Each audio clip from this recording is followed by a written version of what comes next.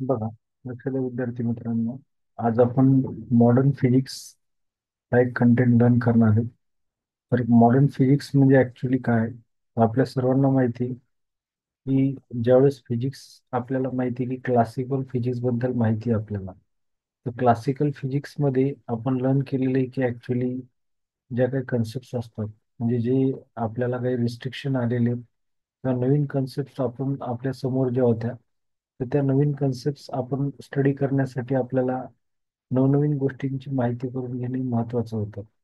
तर क्लासिकल फिजिक्समध्ये जसं रिस्ट्रिक्शन म्हणजे काय, काही नॉर्मल फॉर्म्युले जसे आपल्याला न्यूटन वगैरे सांगितले होते, तर त्या फॉर्म्युल्याचा वापर करून आपण डायरेक्ट डायरेक्ट आन्सर्स काढायचो. आणि जसं विलॉसिटी काढायची, ऍक्सेलरेशन काढायचं आणि फॉर्म्युल्यामध्ये व्हॅल्यू पुट करायचं आणि उत्तर काढायचं. याच्या पुढे आपण शोध लावण्यासाठी किंवा नवीन नवीन शोध लागण्यासाठी आपल्याला रिस्ट्रिक्शन आले होते. मग मॉडर्न फिजिक्समध्ये ऍक्च्युली काय, मॉडर्न फिजिक्समध्ये नंतर सर्व जे आहे आपल्याला माहिती आहे की जसं ज्यामध्ये महत्वाचे सायंटिस्ट आहेत जसे आपला बोर आहे, तसंच आईन्स्टाईन आहे. तर यांनी मॉडर्न फिजिक्समध्ये बरंच काही वर्क केल्यानंतर आपल्याला बऱ्याच काही कन्सेप्ट सुद्धा आपल्या समोर मांडलेले आहेत. तर ते काय काय आहे आपल्याला थोडक्यात सांगतो मी. बघा, 19व्या शतकामध्ये मॉडर्न फिजिक्स जे आहे, तर ते थोडं प्रचलित झालं किंवा त्याच्याबद्दल माहिती सर्वांना मिळाली की मॉडर्न फिजिक्स ऍक्च्युली काय आहे. त्याच्या अगोदर काय होत होतं की एखादा जो पार्ट आहे त्याची साईज खूप लहान आहे, व्हेरी स्मॉल, आणि एखादा पार्ट किंवा ऑब्जेक्ट आहे ज्याची स्पीड खूप जास्त आहे. यांना स्टडी करणं किंवा याच्या रिलेटेड अभ्यास करणं हे आपल्यासाठी हार्ड झालं होतं. तर त्यावेळेस मग काय केलं की जे सगळ्यात छोटे पार्ट असतात, जसे की आपल्याला स्टडी करायचे जे नॅनोमीटर स्केलमध्ये असतात, तर त्याला क्वांटम फिजिक्स म्हणून आपण एक नवीन कन्सेप्ट सांगितला होता. आणि त्या क्वांटम फिजिक्सच्या किंवा क्वांटम मेकॅनिक्सच्या रिलेटेड आपण त्याला स्टडी करतो. कोणाला? जे पार्ट खूप स्मॉल आहेत. आणि तसंच जे पार्ट किंवा जे ऑब्जेक्टची स्पीड खूप फास्ट आहे, ज्याला आपण स्टडी करताना त्याची स्पीड खूप जास्त आहे, म्हणजे near about the closest to the speed of light, म्हणजे लाईटच्या स्पीडच्या जवळ. तर अशाला आपण काय करतो, रिलेटिव्ह मेकॅनिक्सच्या अंडर त्याला स्टडी करतो. ओके. तर हे झाला पार्ट की मॉडर्न फिजिक्स म्हणजे ऍक्च्युली काय, आणि हा मॉडर्न फिजिक्सचा काय एक इंट्रोडक्शन आहे. तर ऍक्च्युली मॉडर्न फिजिक्स काय, तर सर्वांना आपल्याला अर्लियर माहित होते की आपण सांगायचो की लाईट ट्रॅव्हल करत असताना ती एका पार्टिकल नेचरच्या फॉर्म मध्ये, असं आपण म्हणत होतो. कशाच्या? पार्टिकल नेचरच्या. पण डे बाय डे आपल्याला माहिती की ते नेचर आपल्याला पुढे जाऊन लक्षात आलं की ते पार्टिकल नेचर नसून फक्त लाईट दोन्ही नेचर शो करते. म्हणजे कोणतं? It will B show the particle nature as well as wave nature. तर ते वेव्ह नेचर आणि पार्टिकल नेचर काय थोडक्यात आपल्याला लर्न करायचे. तर बघा, आपण पाहिलं होतं अर्लियर आणि 12वीला पाहिलं होते की एक यंग्स डबल स्लिट एक्सपेरिमेंट केला होता यंग्स नावाच्या सायंटिस्टनं. आणि त्यांना आपल्याला तिथं प्रूव्ह करून दाखवलं होतं की लाईट ही एक फक्त पार्टिकल नेचर नसून दोन्ही नेचर आपल्याला तिथं लक्षात आले होते. म्हणजे एक नेचर आहे आपल्याला माहिती पार्टिकल, आणि दुसरं नेचर आहे वेव्ह नेचर. ओके. एक पार्टिकल नेचर आहे आणि दुसरं कोणतं नेचर आहे लाईटचं? Wave nature. ओके. तर मग हे जे दोन्ही नेचर आहेत त्याला आपण ड्युएल नेचर असं म्हणतो. ओके. 12वीला हा टॉपिक आहे, आपण एक लर्न केलेला आहे की ड्युएल नेचर म्हणजे काय. आणि लाईट हे दोन्ही नेचर शो करते. It will be propagate in the form of particle. Okay. पार्टिकलच्या फॉर्म मध्ये पुढे जाते किंवा प्रोपोगेट करते. आणि दुसरं आपण सांगतो की वेव्हच्या फॉर्म मध्ये पुढे जाते. म्हणजे लाईटचं बिहेवियर जे आहे पार्टिकल ॲज वेल ॲज वेव्ह आहे. आणि हे स्टडी करून आपल्याला कळालं. तर हे जे तुम्हाला स्क्रीनवर दिसतंय, यंग्सनं डबल स्लिट एक्सपेरिमेंट केला होता, जो की ऑलरेडी आपण 12वीमध्ये चांगल्या डिटेलमध्ये पाहिलाय. याला म्हणतो आपण Young's double slit experiment. Okay. दोन स्लिट घेतल्या, तिथे दिसते तुम्हाला स्क्रीनवर, एक ए आहे एक बी आहे. आणि त्या स्लिटचं जे आपल्याला माहिती, त्या स्लिटमधून लाईट पास करून स्क्रीनवर आपण एक पॅटर्न पाहिला होता. तर तो पॅटर्न आपल्याला तिथे बघायला भेटला होता. तर तो पॅटर्न कशा प्रकारे ते तुम्हाला स्क्रीनवर दिसतो. ओके.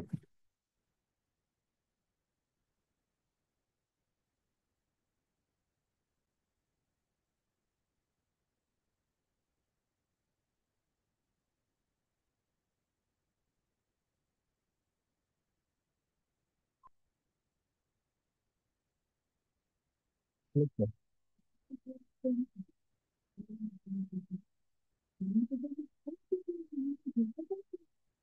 तेव्हा करू लागलो तर होऊन जायचं. एक दोन मिनिटाचं आहे. म्हणून झालं.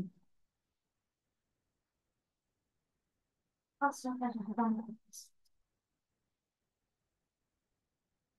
तर हा स्क्रीनवर तुम्हाला एक इंटरफरन्स पॅटर्न दिसतोय की जो आपल्याला माहिती आहे यंग्स डबल स्लिट एक्सपेरिमेंट मध्ये एम्सला हे अशा प्रकारे पॅटर्न मिळाला होता. ज्या पॅटर्नची स्टडी आपण केली होती तिथे वेगवेगळ्या टाईपचे बँड्स मिळाले होते आपल्याला, राईट. तर त्यानंतर आणखी जे नेचर आहे किंवा ज्याच्या रिलेटेड आहे बघा, तर इथं आपल्याला याही डायग्राम मध्ये जे पार्टिकल आहे किंवा फोटॉन्स आहेत त्या फोटॉनची जी स्ट्रेंथ आहे तुम्हाला सांगितलं होतं की जसं फोटॉनची स्ट्रेंथ वाढली तर ऑटोमॅटिकली त्या ठिकाणी एखाद्या मेटल प्लेट पासून इलेक्ट्रॉन सुद्धा बाहेर जास्त प्रमाणात जातात, कारण त्या ठिकाणी फोटॉन इलेक्ट्रॉन कोलिजन व्हायचं आणि फोटॉनची एनर्जी इलेक्ट्रॉनला पास झाल्यानंतर इलेक्ट्रॉन त्या मेटल प्लेट पासून स्केप आउट व्हायचे. म्हणजे नंबर ऑफ फोटॉन म्हणजे काय, जेवढे जास्त फोटॉन तेवढी त्या ठिकाणी लाईटची स्ट्रेंथ जास्त आहे असं आपण सांगतो. ओके, म्हणजे आपल्याला त्या ठिकाणी असं लक्षात येते की फोटॉन जेवढे जास्त असतील आणि तेवढी त्या लाईटची काय एक पडण्याची जी इम्पार्ट होण्याची किंवा त्या ठिकाणी स्ट्रेन जास्त असते आणि त्याच्यानुसार इलेक्ट्रॉनही जास्त बाहेर पडतात मेटल प्लेट पासून जेव्हा ते जाऊन स्ट्राईक होतील फोटॉन कोणावर, एका मेटल प्लेटवर. ओके, तर याच्याबद्दल आपल्याला स्टडी आईन्स्टाईननं सुद्धा खूप सांगितलेलं आहे चांगल्या प्रकारे. बघा काय दिलं, view can be exhibit a particle like a characteristic. बघा व्यू हे अशा प्रकारे नेचर दाखवतो particle like characteristic and particle can exhibits a view like characteristics. बघा म्हणजे याचा अर्थ आहे की दोन्ही नेचर झाले, म्हणजे as well as particle and एक पार्टिकल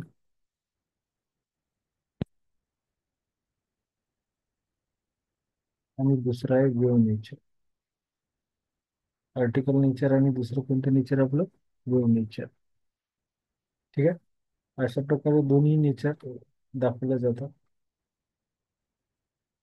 ठीक आहे, तर आपल्याला लक्षात आलं पाहिजे की ज्यावेळेस लाईट ट्रॅव्हल होते एका ठिकाणाहून दुसऱ्या ठिकाणी ती ड्युएल नेचर शो करते, पार्टिकल ॲज वेल ॲज वेव्ह. तर बघा आपण ब्लॅक बॉडी रेडिएशन बद्दल सुद्धा एक बीट लर्न केलेलं बारावीला, की लाईट बाहेर पडत असताना, लाईट ट्रॅव्हल करत असताना in the form of radiation होते. कशाच्या फॉर्म मध्ये बाहेर पडते, रेडिएशनच्या. आणि त्या रिलेटेड प्लँक्स नावाच्या सायंटिस्टने सुद्धा प्लँक कॉन्स्टंट काय किंवा प्लँक काय याबद्दल स्टडी केलेली होती आणि आपल्याला थोडी माहिती सांगितली होती. तर काय दिले बघा, we see the glow of hot object. एखाद्या हॉट ऑब्जेक्टचा आपल्याला ग्लो म्हणजे किती डार्क दिसतो, तर तो किती ग्लोन करतो, कशामुळे, because it emit the electromagnetic waves. कारण तो बाहेर काय टाकतो बेटा, electromagnetic waves in the visible region. आता आपल्याला माहिती लाईटचे वेगवेगळे रिजन असतात, व्हिजिबल, इन्फ्रारेड, अल्ट्राव्हायलेट. या सगळ्यामध्ये हा जो लाईट ग्लो केल्यानंतर जेव्हा इलेक्ट्रोमॅग्नेटिक वेव्ह ऑब्जेक्ट बाहेर टाकतो तेव्हा तो आपल्याला व्हिजिबल रिजन मध्ये दिसतो आणि त्या रिजनला आपण स्पेक्ट्रम असं म्हणलंय तिथं, ऑफ स्पेक्ट्रम. स्पेक्ट्रम मध्ये हे आपल्याला अशा प्रकारे रिजन दिसतो. ओके, म्हणजे एखादी बॉडी जर ग्लो करत असेल, समजा फॉर एक्झाम्पल एखादा बल्ब आहे, तर त्या बल्बमध्ये तुम्हाला माहिती आहे टंगस्टन लॅम्प असतो. तो बल्ब ग्लो करतो याचा अर्थ तो काय बाहेर टाकतो, इलेक्ट्रोमॅग्नेटिक वेव्स बाहेर इमिट करत असतो. बघा, a perfect black body at a constant temperature.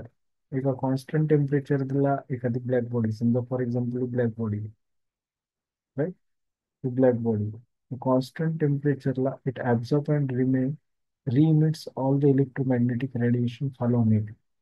जेवढे रेडिएशन तिच्यावर येऊन पडतात, ओके, कोणत्या टेम्परेचरला, टेम्परेचर ॲज अ कॉन्स्टंट घेऊन, ते ती ब्लॅक बॉडी जेवढी ॲब्झॉर्ब करते रेडिएशन, राईट, तेवढीच ती काय करत असते, इमिट सुद्धा करते. जेवढे रेडिएशन ऍब्झॉर्ब करेल कॉन्स्टंट टेम्परेचरला तेवढेच ती इमिट करते. या रिलेटेड, ब्लॅक बॉडी रिलेटेड आपण कन्सेप्ट लर्न केलेले आहेत. ओके, हे बघा त्यानंतर प्लँक्स कोण होता? तर 19व्या शतकामध्ये प्लँक्सनं ब्लॅक बॉडी बद्दल आपल्याला जे आता याच्या अगोदर जो कर पाडला आपण, त्या कर रिलेटेड इन्फॉर्मेशन सांगितलेली आहे. आणि प्लँक्सनं त्याचा जो कॉन्स्टंट आहे एच, कोणता कॉन्स्टंट बेटा? एच, याच्याबद्दल आपल्याला माहिती दिली. H is the Planck's constant, right. तर त्यानं एनर्जी ऑफ लाईट, म्हणजे जेव्हा लाईट येते ते ट्रॅव्हल करते, तिथे ट्रॅव्हल करत असताना त्या लाईटची जी energy E is equal to H into nu, असं प्लँक्सनं आपल्याला सांगितलं. Energy of incident radiation E equal to H into nu. आता या ठिकाणी नोट्स मध्ये आपल्या E equals to H into F दिला आपण. फ्रिक्वेन्सी न्यू न दाखवा किंवा एफ न दाखवा, काही फरक पडत नाही, दोन्ही लेटर वापरल्या जातात. आणि एन म्हणजे काय? एक इंटिजर, की किती नंबर्स ऑफ त्या ठिकाणी फोटॉन्स आहेत. तर ते एन हे या ठिकाणी इंटिजर शो करते, positive integer. Okay. F is what? Frequency of vibration. आणि याची इथं प्लँक्स कॉन्स्टंट. आणि प्लँक कॉन्स्टंटची व्हॅल्यू सुद्धा तुम्हाला पाठ आहे. ओके. तर ती सुद्धा आपल्याला इथे सांगितलेली प्लँक कॉन्स्टंटची व्हॅल्यू काय आहे. ठीक आहे. तर बघा, प्लँक कॉन्स्टंटची व्हॅल्यू किती आहे? It will B show on the screen 6.626. Okay. आपण शॉर्टकट काय पाठ करतो? हिला लिहित असतो 6.63 into 10 to the power of -34. And unit is joule second, not a joule per second, it is a joule into second. Okay. आणि max प्लँक्सने जे work केलेले लाईटवर, ते 1858 to 1947 मध्ये केलेले आहे. The energy of the system can have only the certain definite value. बघा, एखाद्या सिस्टीमला एक डेफिनेट व्हॅल्यू असते, असं तो म्हणला, nothing is between the energy set to be quantise. असं आपल्याला कोणी सांगितलेले? मॅक्स प्लँकने तिथं एक्सप्लेन केलेलं आहे. आता सगळ्यात महत्वाचं जे एक्झाम मध्ये बऱ्याच वेळेस आलेले, फोटो इलेक्ट्रिक इफेक्ट म्हणजे ऍक्च्युली काय. ठीक आहे. तर आता मी थोडक्यात तुम्हाला एक्सप्लेन करतो. Photo means photon. Photo means, जसं आपल्याला फोटॉन म्हणजे त्याला आपण लाईट म्हणू शकतो. Photo means light. ओके. आणि तुम्हाला माहिती आहे फोटो मीन्स लाईट, आणि इलेक्ट्रिक म्हणल्यानंतर ते तुम्हाला माहिती आहे इलेक्ट्रिसिटी. ओके. इलेक्ट्रिक म्हणजे कशात कन्वर्ट करायला आपण? इलेक्ट्रिसिटी. इलेक्ट्रिक म्हणजे याचा अर्थ काय? Electricity, right. म्हणजे याचा अर्थ लाईटचं कन्व्हर्जन इलेक्ट्रिसिटी मध्ये करायचं. लाईटचं कन्व्हर्जन कशात करायचं? इलेक्ट्रिसिटी मध्ये. या कन्सेप्टलाच आपण म्हणतो photo electric effect. Okay. Photo म्हणजे लाईट, आणि इलेक्ट्रिक म्हणजे इलेक्ट्रिसिटी मध्ये कन्वर्ट करणं. लाईटला इलेक्ट्रिसिटी मध्ये कन्वर्ट करणं, याच इफेक्टला आपण काय म्हणतो? Photo electric effect. बघा, आता स्क्रीनवर तुम्हाला एक डायग्राम दिसते, ज्याच्यामध्ये दोन प्लेट दाखवल्या जातात. तर ज्या प्लेटवर फोटॉन येऊन पडणार आहेत, बघा मी रेडनं त्याला हायलाइट करतोय, या प्लेटला आपण वेगवेगळे नावं दिलेली आहेत. या प्लेटला बघा, एक नाव आहे आपलं कॅथोड, राईट. याला परत आपण फोटो सेन्सिटिव्ह,